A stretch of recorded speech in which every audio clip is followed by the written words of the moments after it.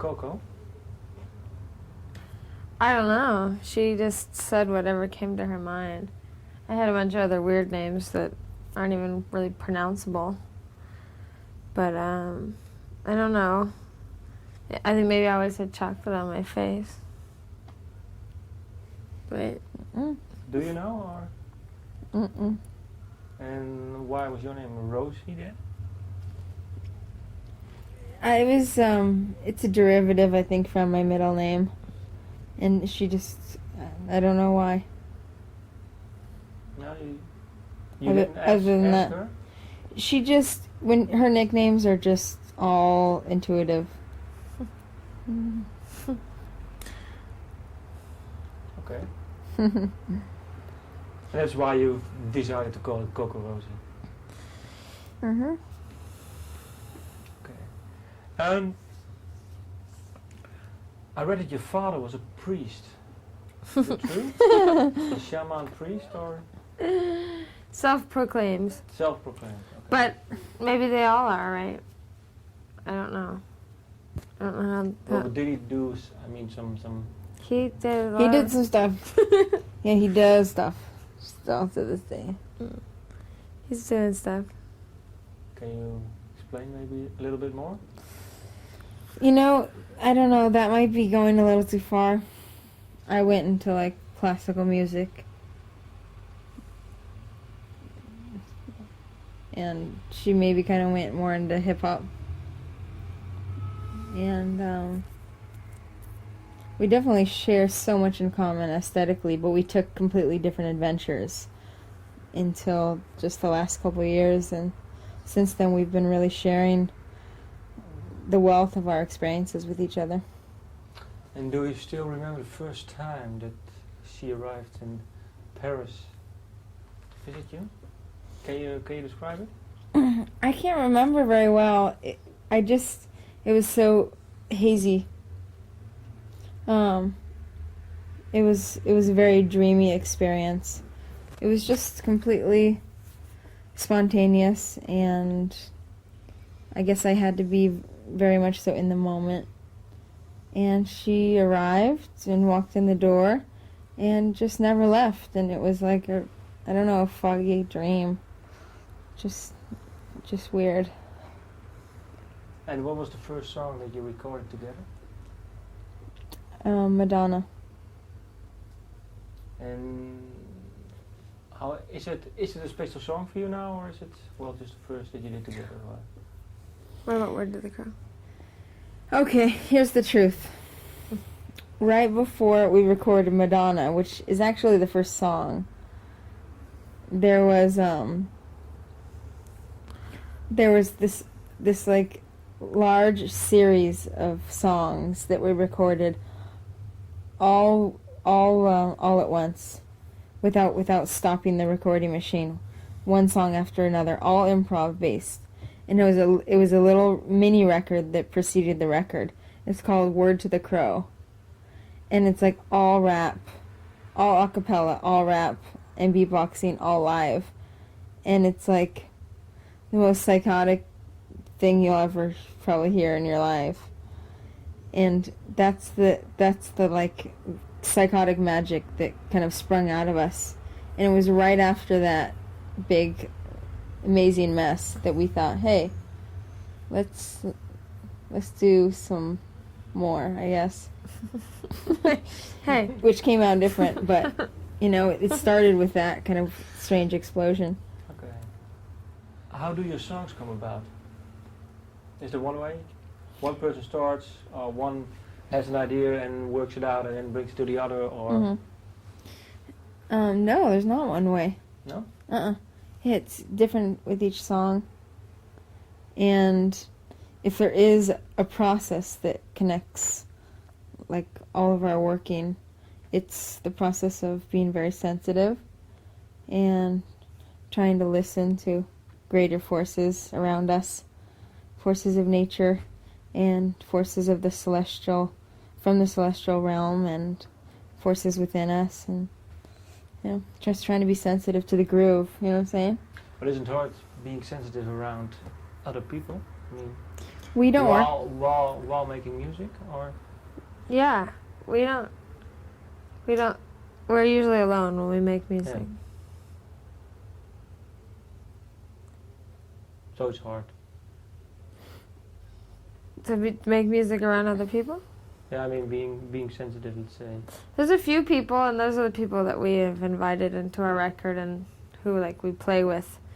Like Spleen, we have a beatboxer, you might know, from Paris, that's all over our record and we're playing with tonight. And he doesn't intrude on that space at all, so we've connected on that level. But we find that we can't have engineers and people around with their own visionary ideas, you know. We gotta just clear that all away. No more beautiful boys.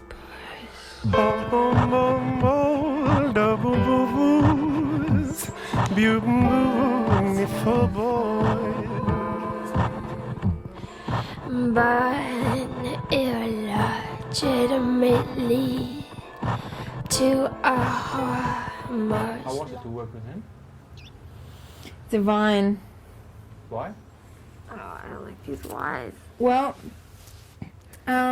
she's been a good friend of ours for a while now, and we have a lot of kind of,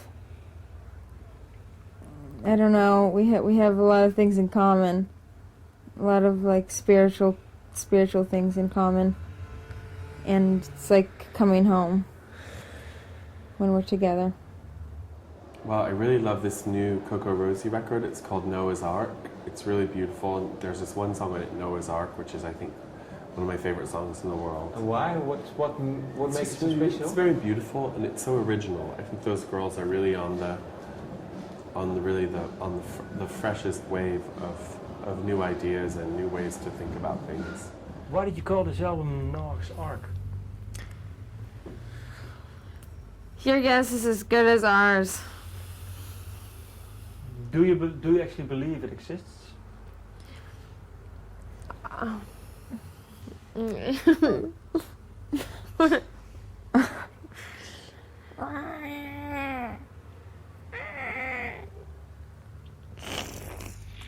Here you go.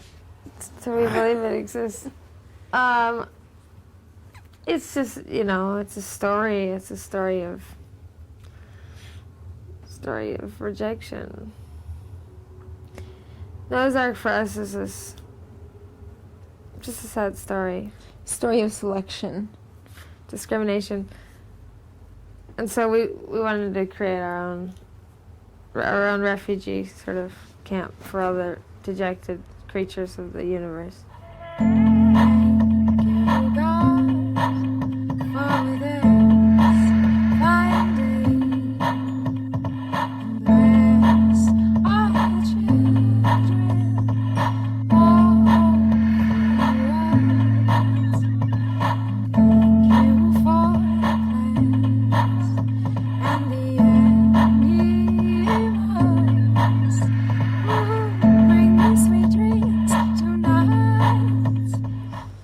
And do you feel rejected then? No.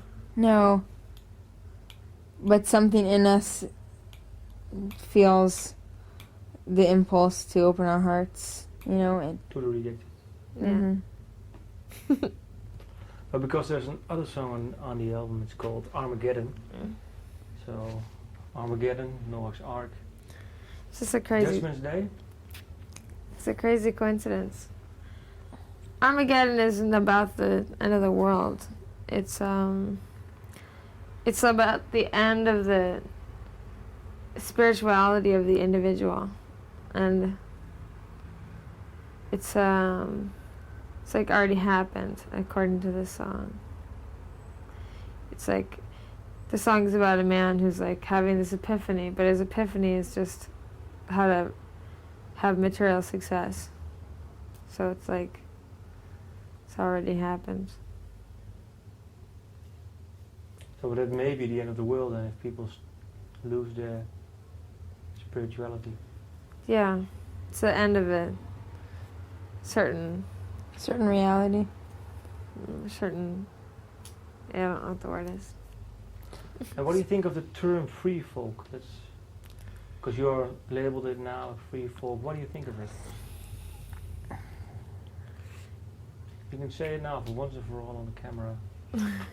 It doesn't. Let's get Free the subject folk straight. can bite my butt. Free folk. It doesn't mean anything to us. To me, it's like that's this week's term. What was it before that? Freak folk. We got that too. Folktronic, folkalicious, folkadelic, Anti-folk. anti-folk. What does that mean? It's just. It's all a bunch of poo. Yeah, I don't think these terms mean anything to the artists, as far as I'm concerned. Or what do you think, if you have to describe your music then, Robert, what do you tell them? Oh, I tell them that we like to, we tend to gather aspects of many different types of music. And from many different eras. Yeah, you know, I think on our new record there's a lot of elements of hip-hop, of opera, medieval types of harmonies of like ancient music, Arabic type singing. And so I don't know if there's a word to explain that process of taking from everywhere and creating something new, or just, but whatever that word is. And what do you think of the attention for CocoRosie? Do you like it, or do you think, well, just let us do a thing and that's okay? It's hard. It can be kind of distracting and confusing. And, you know, we've tried to be grateful in one sense, and on the other hand tried to kind of keep a very private space and a private kind of sacred center that wasn't available and able to be expended by the exchange of like press and even performance and stuff. So I don't know, it's a struggle. It's definitely a huge question in our minds whether it's healthy or not. We're constantly changing as much as everyone is, but we particularly are taking life as a ride of like, we don't dress the same 6 months later. We have different hair. We're like into a new color. We're into a different type of music all of a sudden, or maybe we hate music all of a sudden. We've discovered a new kind of food. We've discovered a new city that we love or something, and or we get really into nature, or we only want to be in a city. I think this is also reflected in our work. To our surprise, people have told us that the records aren't that different. This is not something that we intended to do. Or that we connect to very much, even. For us, it was like, you know, who knows if anyone's even going to recognize that this is ours. So, I don't know, it's up to we're curious about, from the audience perspective, you know, what are the differences? But. No, because you were saying you change all the time, it's a ride. Isn't it hard then, because the album will be released in September, that you have to wait a few months before it's released, and then you have to... Yeah, I think artists are, because of this situation, artists are on this other kind of schedule where they kind of keep working and have to just accept. They have to just accept this aspect of how everything is like a little bit behind. I feel pretty relaxed about it now. I think that, don't you? I mean, I think as much as we're ready to move on, it's also, we still don't feel like we've had enough space from this record to really see it. Like, so in a way, I think because it's so subjective when you make something, that maybe we need that same amount of time away from it, actually. Okay, well, she agrees. Yeah, it's like a digesting period, I guess, for us. Okay. Well, thank you. Thank you. you.